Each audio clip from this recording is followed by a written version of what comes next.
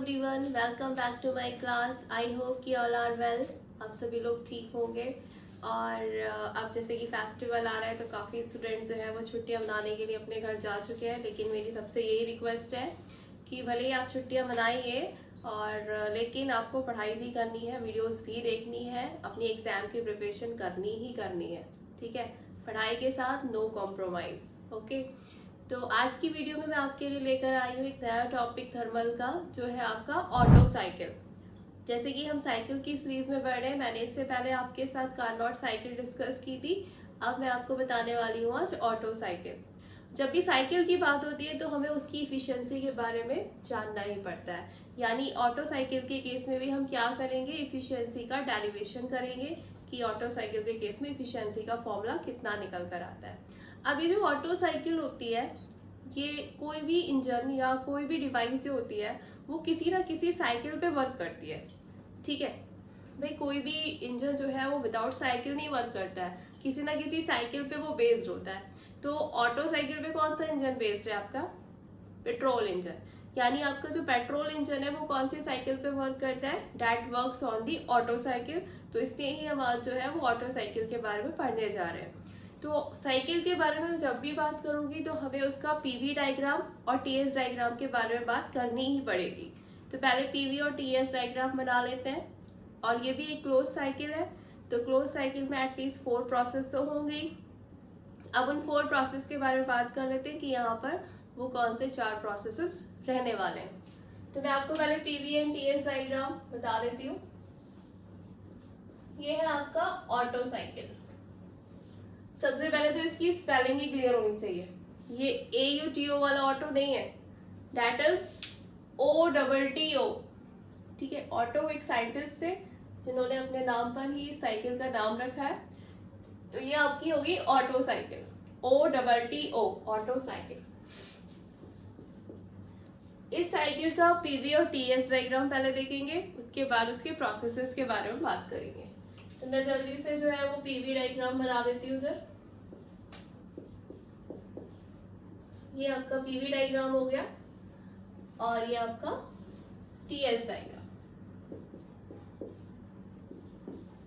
PV is pressure volume diagram and TS is temperature entropy diagram. 4 processes है। तो जो सबसे पहला प्रोसेस होता है ऑटो साइकिल में, प्रोसेस भी हम यहाँ साइड बाय साइड लिख देते हैं, प्रोसेस 1 to 2। प्रोसेस 1 to 2 होता है आपका रिवर्सिबल एडियाबैटिक कंप्रेशन। ठीक है, फर्स्ट प्रोसेस है आपका रिवर्सिबल एडियाबैटिक कंप्रेशन। ठीक है, सेकेंड प्रोसेस आपका रहने वाला है प्रोसेस 2 to 3। प्रोसेस 2 to 3 क्या रहेगा? ये है आपका हीट एडिशन। भाई हीट सप्लाई तो करनी पड़ेगी। ठीक है, तो यहाँ मैं लिख देती हूँ हीट एडिशन। बट यहाँ पर जो हीट एडिशन रहने वाली है वो आपकी कांस्टेंट वॉल्यूम पे रहने वाली है। पिछली साइकिल में यानी कार्नोट साइकिल में आपने देखा था कि उसमें जो हीट एडिशन हुआ था वो आइसोथर्मली हुआ था, यानी at constant temperature. But in case of auto cycle यहाँ पर हीट का एडिशन हो गया आपका एट कांस्टेंट वॉल्यूम, यानी हीट का जो एडिशन हो रहा है वो कांस्टेंट वॉल्यूम पे हो रहा है। देन नेक्स्ट प्रोसेस है प्रोसेस 3 to 4। प्रोसेस 3 to 4 है आपका रिवर्सिबल एडियाबैटिक एक्सपेंशन। एक बार कंप्रेशन हो गया, अब नेक्स्ट आपका प्रोसेस है रिवर्सिबल एडियाबैटिक एक्सपेंशन। ठीक है, 3 प्रोसेस के बारे में हमने बात कर ली। And the last one that is 4 to 1।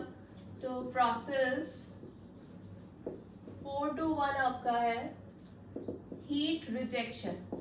भाई हीट सप्लाई की है तो हीट रिजेक्ट भी होगी।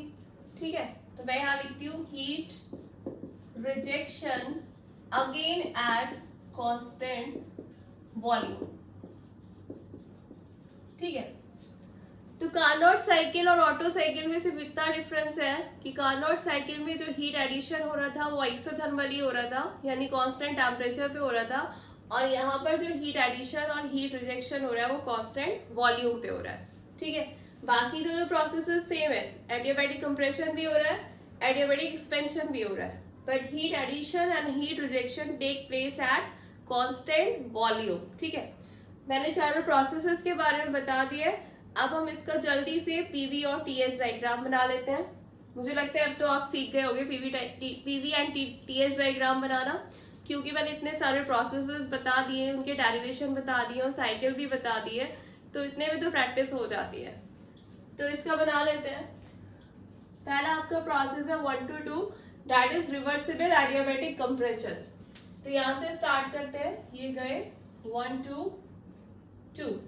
ठीक है, ये मैंने आपको शो करा कंप्रेशन। फिर क्या है, heat addition at constant volume. भाई वॉल्यूम को कांस्टेंट दिखाना है तो मेरे को स्ट्रेट लाइन ड्रॉ करनी पड़ेगी, यानी स्ट्रेट वर्टिकल लाइन बनानी पड़ेगी। तो ये हो गया आपका 2 to 3 heat addition at constant volume, volume constant है। देन 3 to 4 जब आएंगे तो क्या है आपका, 3 to 4 है आपका एडियाबैटिक एक्सपेंशन। तो यहाँ पर क्या हो रहा है, एडियाबैटिकली एक्सपेंशन हो रहा है। एंड अगेन 4 to 1 क्या है आपका, 4 to 1 हीट का rejection again at constant volume, यानी हीट रिजेक्ट हो रही है किस पे, कांस्टेंट वॉल्यूम पे। तो ये तो आपका क्या हो गया, ये हो गया पीवी डायग्राम। ठीक है, ये दोनों कांस्टेंट लाइन है जो आपको कांस्टेंट वॉल्यूम प्रोसेस दिखा रही है, और बाकी ये दोनों एडियाबैटिक लाइंस है, एक में कंप्रेशन है और एक में एक्सपेंशन है। अब इसी का टीएस डायग्राम की बात करते हैं। टीएस डायग्राम कैसे बनेगा, सबसे पहले क्या है 1 to 2। भाई एडियाबैटिक कंप्रेशन है, तो कंप्रेशन में एडियाबैटिक कंप्रेशन का मतलब आइसेंट्रोपिक कंप्रेशन, और जब भी आइसेंट्रोपिक की बात आती है तो क्या होता है, एंट्रोपी कांस्टेंट रहती है। तो एंट्रोपी कांस्टेंट के लिए मुझे वर्टिकल लाइन बनानी पड़ेगी। तो मैंने 1 to 2 एडियाबैटिक एक्सपेंशन दिखाया है, यानी आपकी यहाँ 1 से 2 में एंट्रोपी कांस्टेंट है। तो ये हो गया 1 to 2। देन आपका heat addition at constant volume. TS diagram पे कांस्टेंट वॉल्यूम की जो लाइंस बनती हैं वो इस तरीके से शेप आता है। तो ये हो गया आपका, that is volume is equals to constant. ठीक है, ये हो गया आपका 2 to 3 प्रोसेस। क्या है ये, heat addition at constant volume. Again क्या हो रहा है, एडियाबैटिक एक्सपेंशन। तो एक्सपेंशन होगा तो इस तरीके से होगा। तो 3 to 4 क्या हुआ, अगेन एडियाबैटिक एक्सपेंशन, और एक्सपेंशन एडियाबैटिक है यानी आइसेंट्रोपिक है तो एंट्रोपी कांस्टेंट रहेगी। एंड 4 to 1 क्या है, हीट का रिजेक्शन कांस्टेंट वॉल्यूम पे। तो हीट रिजेक्ट होगी कांस्टेंट वॉल्यूम पे, तो मैंने भी बताया था कि कांस्टेंट वॉल्यूम की लाइन टीएस डायग्राम पे कुछ इस तरह होती है, तो वही मैंने बना दिया। तो ये चारों प्रोसेस आपके, ये भी वॉल्यूम कांस्टेंट है। एक में क्या है, हीट का एडिशन है और एक में हीट का रिजेक्शन है। तो ये हमने ऑटो साइकिल का पीवी और टीएस डायग्राम देख लिया। अब बात करते हैं इफिशियंसी की। अल्टीमेटली हमें इफिशियंसी फाइंड आउट करनी है ऑटो साइकिल की। तो मैंने बताया भी था आपको, इफिशियंसी का फॉर्मूला क्या होता है, work done upon heat supplied. ठीक है, तो वर्क डन को क्या लिख सकते हैं, heat supplied minus heat rejected. तो इससे मैं लिखूंगी QS minus QR upon QS। ठीक है, यही लिखना है। अब निकालना पड़ेगा कि भाई हीट सप्लाइड यहाँ कहाँ हो रही है, यानी हीट का एडिशन कांस्टेंट वॉल्यूम पे हो रहा है, तो मुझे प्रोसेस 2 to 3 कंसीडर करना पड़ेगा। तो यहाँ आप लिखो फॉर प्रोसेस 2 to 3। ठीक है, प्रोसेस 2 to 3 की बात करते हैं। क्या है इसमें, हीट का एडिशन एट कांस्टेंट वॉल्यूम। तो यहां मैं क्या लिखूं, Q2 to 3, या फिर आप इसको लिख सकते हो QS हीट सप्लाई क्या होगा, कांस्टेंट वॉल्यूम पे है तो क्या हो गया एम सी वी, कहां से कहां हीट सप्लाइड हो रही है 2 to 3, तो ये आ जाएगा T3 माइनस T2। पहली इक्वेशन ये बनेगी, यानी हीट सप्लाइड की जो वैल्यू है आपकी वो है ये QS is equals to mCV T3 minus T2।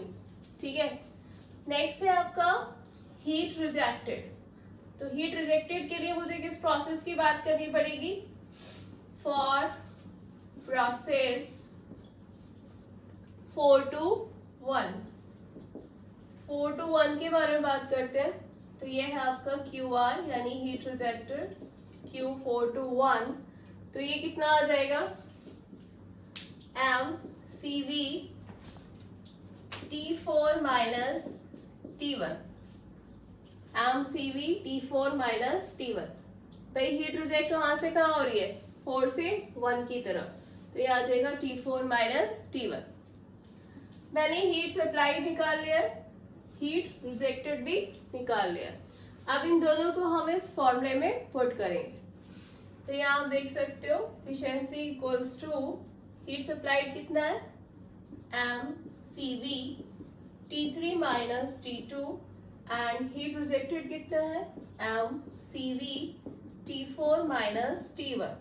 ठीक है, एंड अगेन अपॉन में क्या है हीट सप्लाई, तो ये आ जाएगा mCV T3 माइनस T2।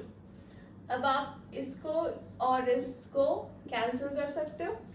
ठीक है, तो हमारी इफिशिएंसी का फॉर्मूला यहाँ से हमें क्या मिल जाएगा T3 minus T2 minus T4 minus T1 upon T3 minus T2। इसको अगर मैं और सिंप्लीफाई करके लिखूं तो इसे ऐसे लिख सकते हैं efficiency is equals to 1 minus T4 minus T1 upon T3 minus T2। यहाँ तक आई थिंक किसी को कोई प्रॉब्लम नहीं होने वाली, यहाँ तक बहुत सिंपल डेरिवेशन है। अब क्या करना है, हमें जो फाइनल एफिशिएंसी का फॉर्मूला निकालना है ऑटो साइकिल की, तो मुझे इसको सॉल्व करना पड़ेगा। अभी इसको फर्दर सॉल्व करना पड़ेगा, क्योंकि यहाँ पर क्या है, यहाँ पर आपके चार अननोन आ रहे हैं। तो अब इसको कैसे सॉल्व कर पाओगे, कुछ ना कुछ तो पता होना चाहिए ना। तो आपको इन टर्म्स को सेम करना पड़ेगा, कुछ चीजें कैंसिल आउट करनी पड़ेगी ताकि आप एफिशिएंसी का और सिंप्लीफाइड फॉर्म में फॉर्मूला डेराइव कर सको।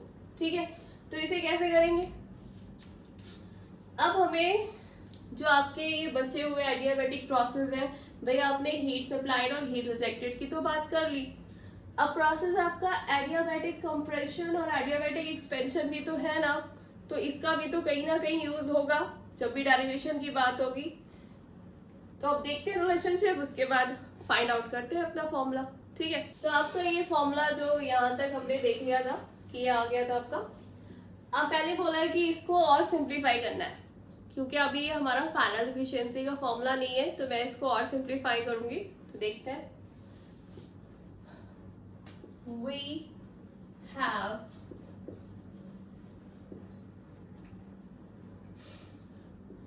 R is equals to V1 upon V2, इसको हम बोलते हैं कंप्रेशन रेशियो,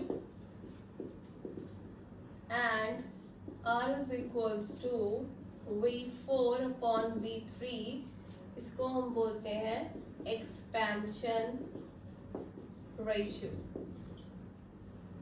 ठीक है, अभी कंप्रेशन रेशियो और एक्सपेंशन रेशियो कैसे आए, भाई कंप्रेशन V1 प्रोसेस 1 से लेके 2 तक क्या हो रहा है, कंप्रेशन हो रहा है। तो मैंने क्या लिखा है, R is equals to V1 upon V2 क्या हो गया आपका कंप्रेशन रेशियो, और 3 से 4 क्या हो रहा है, एक्सपेंशन हो रहा है।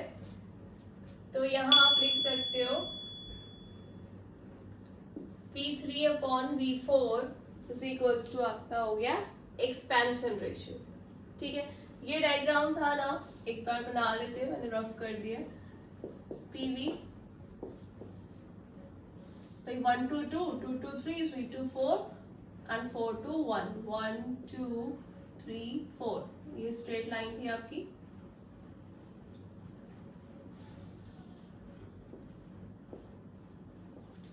तो 1 से 2 क्या हो रहा था कंप्रेशन, तो ये हो गया R इज कंप्रेशन R को कंप्रेशन रेशियो के नाम से जानते हैं, R equals to V1 upon V2 and 3 to 4 क्या हो रहा था आपका एक्सपेंशन, तो मैंने R is equals to V3 upon V4, ये हो गया आपका एक्सपेंशन रेशियो।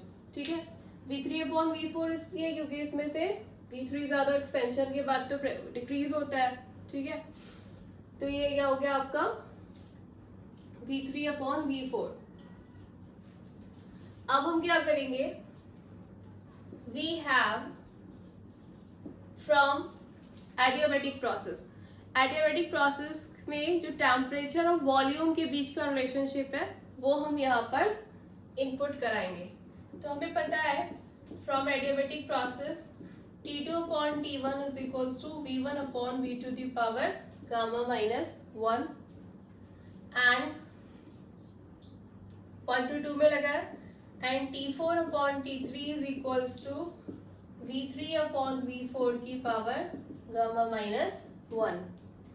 भाई दो प्रोसेस है ना एडियाबैटिक, एक तो 1 to 2 और एक 3 to 4। 1 to 2 क्या है कंप्रेशन है, 3 to 4 क्या है एक्सपेंशन है। ठीक है, तो मैंने दोनों ही में प्रेशर टेम्परेचर एंड वॉल्यूम के बीच में रिलेशनशिप लगा दिया है। ठीक है, अब हम क्या करेंगे, वी नो दैट V2 किसके बराबर है, V3 के, है ना, एंड V4 किसके बराबर है, V1 के, है ना। ये V2 V3 के बराबर है एंड V4 V1 के बराबर है।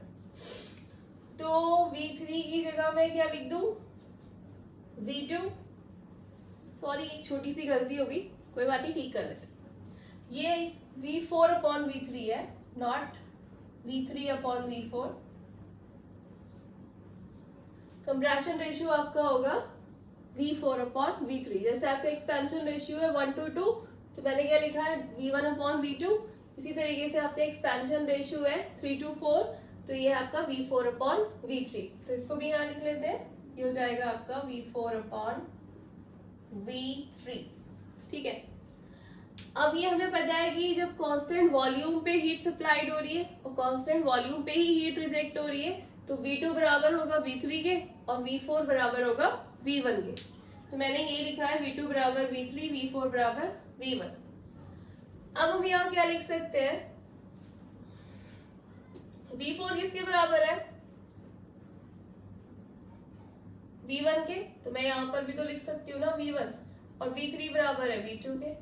तो यानी यहाँ से आपको दिख रहा होगा कि कंप्रेशन और एक्सपेंशन रेशियो दोनों क्या है, इक्वल। इक्वेट कर सकते हो ना कंप्रेशन रेशियो और एक्सपेंशन रेशियो को, क्योंकि वॉल्यूम कांस्टेंट है और कांस्टेंट होने की वजह से क्या है V4 अपॉन V3 की जगह हम V1 अपॉन V2 लिख सकते हैं। तो इस केस में भी आप क्या करो, V4 की जगह क्या लिख दूं V1 एंड V3 की जगह लिख देती हूँ V2 गामा माइनस 1, और V1 बराबर V2 किसके इक्वल है, R के। तो यहाँ पर भी हम लिख सकते हैं R to the power gamma minus 1, और यहाँ भी हम लिख सकते हैं R to the power gamma minus 1। जब ये दोनों इक्वल हो गए, दिस और दिस, ये दोनों इक्वल हो गए ना, तो इन दोनों के इक्वल होने से T2 अपॉन T, ये भी तो आपका रिलेशनशिप बराबर हो जाएगा। तो मैं यहाँ लिख सकती हूँ T2 upon T1 is equals to T4 upon T3 is equals to R to the power gamma minus 1। यानी इन सारे रिलेशनशिप से हमें ये कंक्लूजन मिल गया। अब हमें ये वैल्यू उठा के इसमें पुट करनी है। मैंने क्या करना है, T4 की वैल्यू निकालनी है यहाँ से और इसमें पुट करनी है, और T1 की वैल्यू भी निकालनी है यहाँ से और इस इक्वेशन में पुट करनी है। जैसे यहाँ मैंने आपको बताया कंप्रेशन रेशियो क्या होता है V1 upon V2, expansion ratio V4 upon V3। ठीक है, अब V4 बराबर किसके है, V1 के, तो मैंने यहाँ V4 की जगह V1 लिख दिया है। V3 किसके बराबर है, V2 के, तो मैंने यहाँ V3 की जगह V2 लिख दिया है। ठीक है, उसके बाद जो हमने ये टेम्परेचर और वॉल्यूम का रिलेशनशिप एडियाबैटिक प्रोसेस से उठाया था, तो इसमें मैंने क्या करा, T2 upon T1 is equals to V1 upon V to the power gamma minus 1। ठीक है, उसके बाद ये जो T4 और T3 में लगाया हमने, यानी एडियाबेटिक एक्सपेंशन के केस पे तो ये आएगा आपका T4 upon T3 is equals to, यहाँ एज इट इज रहने वाला है, ये रहेगा आपका V3 अपॉन V4। भाई रिलेशनशिप तो यही है ना, वो सिर्फ इसमें चेंज हुआ, इसमें मैंने चेंज किया था, यहाँ आपको V3 अपॉन V4 ही रखता है। अब V3 किसके बराबर है, V3 V2 के बराबर है, तो मैं यहाँ लिख दूंगी V2 एंड V4 किसके बराबर है आपका 1 के, यहाँ मैंने लिख दिया V1। ठीक है, इतना क्लियर है। इसको हम लिख सकते हैं 1 upon R to the power gamma minus 1। भाई V2 अपॉन V1 जो है वो 1 अपॉन R होगा। ठीक है, अगर ये V1 अपॉन V2 होता तो डायरेक्टली R लिख जाता, बट ये V2 अपॉन V1 है तो ये हो गया आपका 1 अपॉन R। अब मुझे इन टर्म्स को अगर सेम करना है तो क्या करना पड़ेगा, यहाँ आपको लिखना पड़ेगा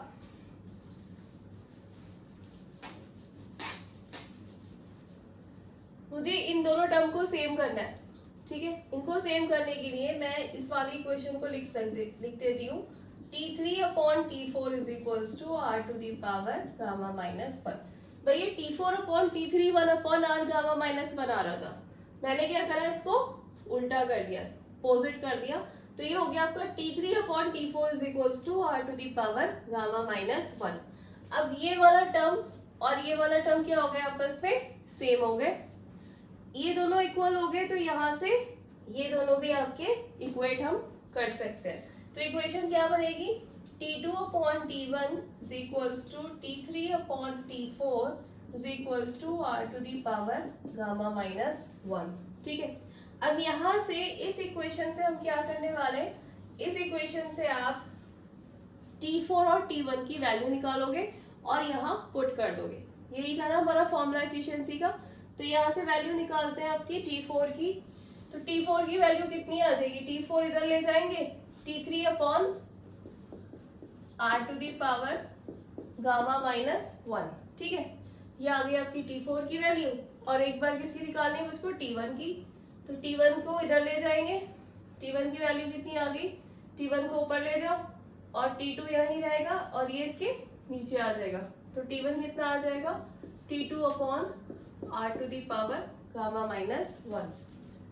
T4 और T2 की वैल्यू T4 और T1 की वैल्यू मैंने इस इक्वेशन से निकाल ली है, दोनों यहाँ पर फाइंड आउट हो गई हैं। अब इन दोनों को हम पुट करने वाले हैं अपनी इस मेन इक्वेशन में। तो देखिए यहाँ रखते हैं, efficiency is equals to 1 minus T4 minus T1 upon T3 minus T2। तो मैंने क्या करना है, यहाँ T4 की वैल्यू कितनी लगा दूं, ये है ना, निकालिए मैंने, T3 upon R to the power gamma minus 1 minus T1 की value T2 upon R to the power gamma minus 1 and upon में क्या आ जाएगा आपका T3 minus T2 as it is रहेगा, इसमें कोई चेंज नहीं आना है। अब आप यहाँ देख सकते हो मैंने यहाँ से क्या करना है, 1 upon R to the power gamma minus 1 common ले लेना है, तो ये आ जाएगा आपका efficiency is equals to 1 minus 1 upon R to the power gamma minus 1 मैंने यहाँ से कॉमन ले लिया, अंदर यहाँ क्या बचेगा T3 माइनस T2 और अपॉन में भी T3 माइनस T2, तो मैंने इसको इससे कैंसिल कर दिया। तो फाइनली जो आपका एफिशिएंसी का फॉर्मूला आएगा वो 1 minus 1 upon R to the power gamma minus 1। This is the final equation for the efficiency of the Otto cycle. यहाँ आप देख सकते हो R क्या है आपका कंप्रेशन रेशियो, ठीक है, एंड गामा क्या है आपका एडियाबेटिक कांस्टेंट, ठीक है, -1। तो ये आपका जो फाइनल इक्वेशन है ये है आपकी ऑटो साइकिल की इफिशिएंसी की। ठीक है, तो किस तरीके से हमने डेरिवेशन किया आपने देख लिया। आपको कुछ नहीं करना है, पीवी और टीएस डायग्राम बनाना है और आपको उसके 4 प्रोसेसेस के बारे में याद रखना है। क्या क्या 4 प्रोसेस थे, adiabatic, compression, then isothermal, not isothermal, that is heat addition at constant volume, उसके बाद एडियाबेटिक एक्सपेंशन और heat rejection again at constant volume. ये प्रोसेस अगर हमको पता है तो हम easily PV and TS diagram draw कर लेंगे ऑटो साइकिल का, और जैसे ही आप डायग्राम ड्रॉ करोगे आपको इफिशियंसी का फॉर्मूला पता है, work done upon heat supplied, और वर्क डन का फॉर्मूला पता है heat supplied minus heat rejected. ये वैल्यू आपको निकालनी है हीट सप्लाइड और हीट रिजेक्टेड की। तो आपके पास फाइनली इस फॉर्मूले पे आप पहुंच जाओगे, और उसके बाद कुछ नहीं करना है आपको, ये कुछ टर्म्स जो एडियाबैटिक प्रोसेस से हमने उठाए हैं उसको यूज करना है। ठीक है, कुछ नहीं, टेम्परेचर और वॉल्यूम का रिलेशनशिप हमने डायरेक्टली प्रोसेस से उठाया है। और यहाँ हमें एक चीज याद रखनी है कि कंप्रेशन रेशियो और एक्सपेंशन रेशियो क्या होता है। उसके बाद इन दोनों को इक्वेट करके टेम्परेचर को सेम कर लिया, ऊपर वाले T4 और T1 को हमने T3 और T2 के टर्म्स में कन्वर्ट कर लेना है। और जब आप इसकी वैल्यू निकालोगे यहाँ पुट करनी है, और पुट करके आपका फाइनल एफिशिएंसी का आंसर आने वाला है। ठीक है, तो ठीक है, ये आज की वीडियो थी आपकी ऑटो साइकिल की, और नेक्स्ट मैं आपकी डीजल साइकिल की वीडियो लेकर आऊंगी। तो तब तक के लिए आप जो है वो मेरी इन वीडियो को देखते रहिए, और आप अगर आपको मेरी वीडियो पसंद आती है तो उसे लाइक कीजिए और मेरे चैनल को सब्सक्राइब कीजिए। Thank you.